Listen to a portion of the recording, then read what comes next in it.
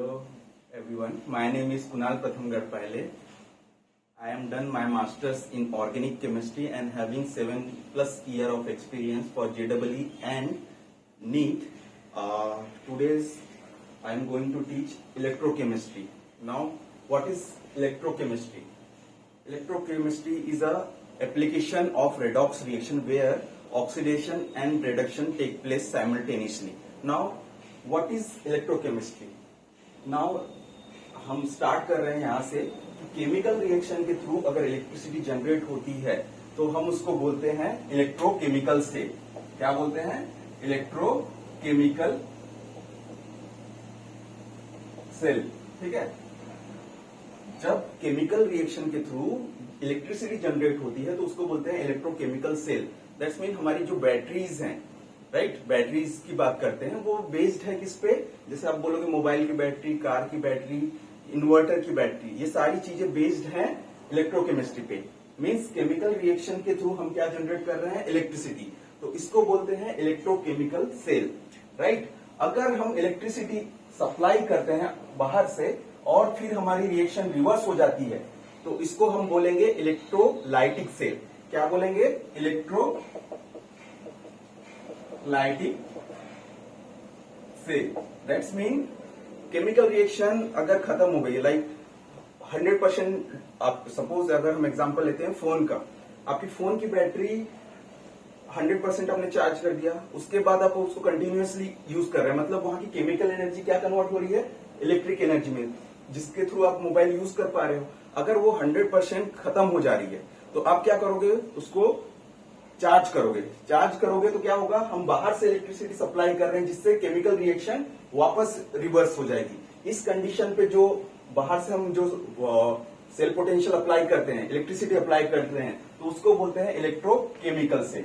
Electrochemistry जो है वो बेस्ड है रेडॉक्स रिएक्शन पे. मतलब एक जगह पे ऑक्सीडेशन होगा, मतलब लॉस ऑफ इलेक्ट्रॉन्स, एंड एक जगह पे गेन ऑफ इलेक्ट्रॉन. तो इसका एक एग्जांपल हम ड्रॉ करके बताएंगे. First, voltaic cell.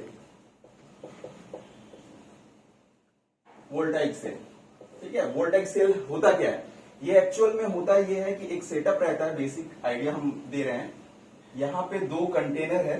First cell था जो हमने बनाया था काफी समय पहले. हमने क्या ड्रॉ किया है? ये 2 हमने कंटेनर लिए हैं. यहाँ पे हमने दोनों कंटेनर को एक सॉल्ट ब्रिज, एक नाम है सॉल्ट ब्रिज, जिसमें केसीएल होता है और अगर सॉल्यूशन होता है. तो यहाँ पे हम क्या कर रहे हैं? इसको कनेक्ट कर रहे हैं, क्योंकि इलेक्ट्रिसिटी जब फ्लो होती है तो सर्किट कंप्लीट होना चाहिए. तो हम यहाँ पे ड्रॉ कर रहे हैं छोटा सा. यहाँ पे 2 इलेक्ट्रोड्स हमने इंसर्ट कर दिए. एक को हमने बोला एनोड और एक को बोला हमने कैथोड.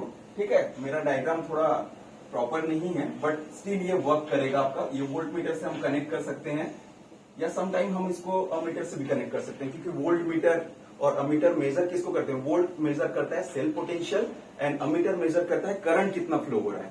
नाउ ये 2 कंटेनर है जिसमें एक में है ZnSO4 जिंक सल्फेट का सॉल्यूशन और इसमें है कॉपर सल्फेट का सॉल्यूशन एक्वस. ठीक है. यहाँ पे हमने फिल कर दिया. यहाँ पे हमारा 2 इलेक्ट्रोड्स हमने डाल दिए हैं. एक है जिंक का एनोड, ये एनोड है. लेफ्ट हैंड साइड में हमने जो ड्रॉ किया है एनोड है. एनोड यहाँ पे नेगेटिव चार्ज है.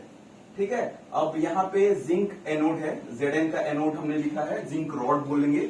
और यहाँ पे हमने डाला है कॉपर रॉड. कॉपर रॉड हमने यहाँ पे इंसर्ट किया है. कॉपर रॉड हमने यहाँ पे डाला हुआ है. अब ये जो है ये क्या है? कैथोड. कैथोड. और ये है पॉजिटिव चार्ज. अब आप बोलोगे कि कैथोड तो नेगेटिव होता है और एनोड हमारा पॉजिटिव होता है, बट ऐसा नहीं है. अगर हम केमिकल रिएक्शन से इलेक्ट्रिसिटी बना रहे हैं तो इलेक्ट्रोकेमिकल सेल की कंडीशन पे जो कैथोड है वो पॉजिटिव होगा और एनोड जो है वो नेगेटिव होगा. ठीक है. रिवर्स हो सकता है. अगर आपसे कोई पूछता है कि कैथोड तो नेगेटिव है, आपने पॉजिटिव लिखा है, बट ऐसा नहीं है. कंडीशन आपको बताना होगा कि कैथोड किस कंडीशन में पॉजिटिव होता है. अगर हमारे पास इलेक्ट्रोकेमिकल सेल है तो डेफिनेटली ये इलेक्ट्रोड जो होगा, कैथोड जो होगा वो पॉजिटिव होगा और एनोड नेगेटिव होगा. लेकिन अगर हम बात करेंगे बाहर से हमने सेल पोटेंशियल अप्लाई किया, मतलब बाहर से हमने एनर्जी प्रोवाइड की, केमिकल रिएक्शन इलेक्ट्रिसिटी प्रोवाइड की, जिससे केमिकल रिएक्शन रिवर्स होता है, तो उस कंडीशन पे कैथोड नेगेटिव हो जाएगा और एनोड पॉजिटिव हो जाएगा। ठीक है, तो फिलहाल हम यहाँ पे आते हैं। ये आपका वोल्टाइक सेल है, यहाँ पे हमने ZnSO4 का सॉल्यूशन डाला, यहाँ पे कॉपर सल्फेट का। अब यहाँ पे जैसे आपको पता होगा कि Zn जो है Zn2+ फॉर्म करता है, 2 इलेक्ट्रॉन लूज कर रहा है, और SO4- 2-। सिमिलर वे से यहाँ पे कॉपर 2+ के आयन है और SO4 2- के आयन है, राइट। तो इस कंडीशन पे इलेक्ट्रॉन जो है, जैसे एनोड में क्या होता है, एट एनोड अगर हम लिखना चाहेंगे, एट एनोड यहाँ पे ऑक्सीडेशन होगा। ऑक्सीडेशन को एक्सप्लेन करने के लिए अलग अलग टर्म्स है, जैसे फॉर एग्जांपल बेसिक आइडिया है, आप लोअर क्लास में पढ़ते आ रहे हो। Addition of oxygen is called oxidation and removal of hydrogen is called also oxidation, but in the term of chemistry we prefer electrons on the basis of electron. For example, oxidation means Zn है, यहाँ Zn का rod है, यहाँ से क्या होगा, Zn solid है, solid form में रॉड है, यहाँ से इलेक्ट्रॉन रिलीज हो रहे हैं, और ये क्या होगा, Zn2+ फॉर्मेशन हो रहा है एक्वस में, +2 इलेक्ट्रॉन। दैट्स मीन ये इलेक्ट्रॉन लूज कर दिया यहाँ पे, राइट, यहाँ पे इलेक्ट्रॉन इसने लूज कर दिया। सेम टाइम पे अगर हम बात करेंगे कैथोड पे, एट कैथोड जो इसने 2 इलेक्ट्रॉन लूज किया, मतलब इलेक्ट्रॉन का फ्लो इस डायरेक्शन में, 2 इलेक्ट्रॉन्स इस डायरेक्शन में फ्लो हो रहे हैं। ठीक है, अगर इलेक्ट्रॉन का फ्लो इस साइड हो रहा है, मतलब करंट इस वे में फ्लो हो रही है अपोजिट डायरेक्शन में। जहां इलेक्ट्रॉन फ्लो होता है जिस डायरेक्शन में, उसके अपोजिट में इलेक्ट्रिसिटी फ्लो होती है। तो यहां से 2 इलेक्ट्रॉन रिलीज हुए, कहां से, कॉपर जिंक से, जिंक एनोड पार्ट से इलेक्ट्रॉन रिलीज हुए और कैथोड की तरफ गए। कैथोड में है Cu+, 2+। अब ये 2 इलेक्ट्रॉन ये एक्सेप्ट कर लेगा और यहां पे क्या हो जाएगा, कॉपर, यहां पे क्या है, Cu सॉलिड, यहां पे कॉपर डिपॉजिट हो जा रहा है। क्या हो जा रहा है, डिपॉजिट हो जा रहा है। नाउ कैथोड पे क्या हो रहा है रिएक्शन, Cu2+ एक्वस जो था, ये 2 इलेक्ट्रॉन एक्सेप्ट करके स्टेबल हो गया, कॉपर सॉलिड फॉर्म में हो गया। तो आपने क्या देखा कि जिंक वाले पार्ट से, जिंक रॉड से इलेक्ट्रॉन लूज हुए, एनोड से इलेक्ट्रॉन लूज हुए और कैथोड में जाके डिपॉजिट हो गए। तो यहां से आपको देख रहे हैं इलेक्ट्रॉन का ट्रांसफर हुआ, एक जगह लूज हुआ, एक जगह गेन हुआ। तो loss of electron means oxidation and gain of electron means reduction. Now 2 electron flow हुआ है, इसका मतलब ये सर्किट कंप्लीट है। और ये जो बीच में ब्रिज जैसा दिख रहा है, इसको बोलते हैं सॉल्ट ब्रिज। ठीक है, सॉल्ट ब्रिज बोलते हैं। ये बनता है एग्जांपल, फॉर एग्जांपल KCl। ठीक है, KCl है, अगर जेली रहती है, या अगर आप बोलोगे एक कंपाउंड है, इन दोनों से मिलकर ये सॉल्ट ब्रिज बनता है, जिसका फंक्शन है 2 सॉल्यूशन को मिक्स ना होते देने, मतलब दोनों को मिक्स होने नहीं देना है, और साथ में एक सर्किट कंप्लीट करना है। जब सर्किट कंप्लीट होगा और इलेक्ट्रॉन का फ्लो होगा, तो राइट क्या होगा, यहाँ पे इलेक्ट्रिसिटी प्रोड्यूस होगी। नाउ ये समझ गया आपको। फिर से एक बार हम अगर देखते हैं तो क्या हमने क्या किया, 2 हमने कंटेनर लिए, एक में हमने जिंक सल्फेट का सॉल्यूशन लिया, दूसरे में कॉपर का सॉल्यूशन लिया, कॉपर सल्फेट का, और उसको कनेक्ट किया एक सॉल्ट ब्रिज से। मतलब एक ब्रिज है जो दोनों सॉल्यूशन को मिक्स नहीं होने दे रहा है, बस इलेक्ट्रॉन का फ्लो ट्रांसफर कर रहा है। तो इलेक्ट्रॉन का फ्लो कहां से होगा, ये जो हमारा ब्रिज है यू शेप का, यहां से इलेक्ट्रॉन फ्लो होगा, राइट। अब हमको पता है कि हमने 2 इलेक्ट्रोड डाल दिए, कैथोड और एनोड। ठीक है, लाइक ये वाला हो गया आपका एनोड और ये कैथोड। अब यहाँ पे इलेक्ट्रिसिटी फ्लो होगी। तो ये फर्स्ट सेल था जिसका नाम है वोल्टाइक या गैल्वेनिक सेल।